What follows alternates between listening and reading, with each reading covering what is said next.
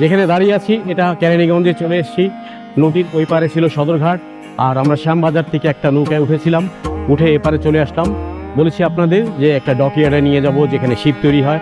তো সেই শিপইয়ার্ডে যাবার জন্যে, সেই যেখানে জাহাজ তৈরি হয় সেখানে যাবার জন্যই আজকে আপনাদের এখানে নিয়ে আসা। জায়গার নাম হচ্ছে কেরানীগঞ্জ। আমরা ওপার থেকে এখানে আসলাম, এই পারটা কেরানীগঞ্জ।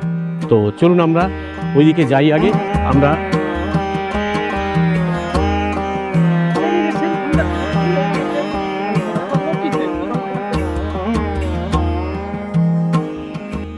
নৌকা থেকে নামলাম। রেগুলার নৌকা ছিল, সবাই যেটাতে আসে সেটা, নো রিজার্ভ নেইনি। প্রতিজন নিয়েছে 10 টাকা করে।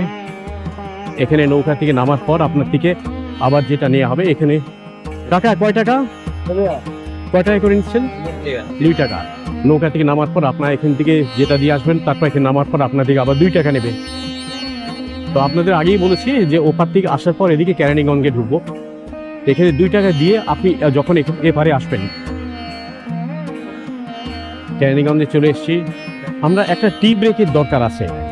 নাস্তা করার পর একটা চা খেয়েছিলাম, তো এখানে চিন্তা করছি আরেকটা টি ব্রেক নিয়ে তারপর আমরা এখানে ঢুকবো। তো টি ব্রেকটা নিয়ে নিই। আসলে রাস্তায় হাঁটতে হাঁটতে যদি আপনি ট্রাভেল করেন, অবশ্যই রাস্তায় হাঁটবেন এবং হালকা কিছু খাবেন। সালামু আলাইকুম। ওইদিকে কোন দিকে যাব?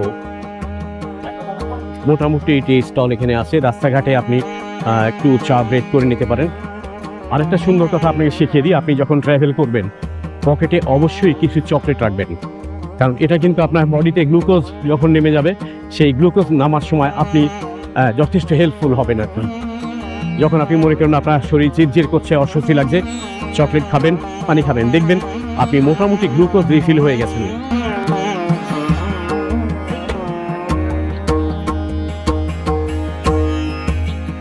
বেশ ভাঙাচোরা রাস্তা।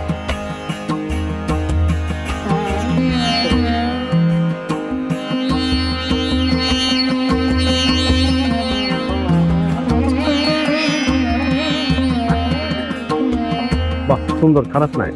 এখানেও বাকরখানি বানায়, বাকরখানি, সে নবাবী বাকরখানি এখনো আছে। বাহ, বাকরখানি খারাপ না। আপনার নাম? বড় ভাই, আপনি শুনেছেন নিশ্চয়ই যে একসময় নবাবরা এখানে বাকরখানি খেত।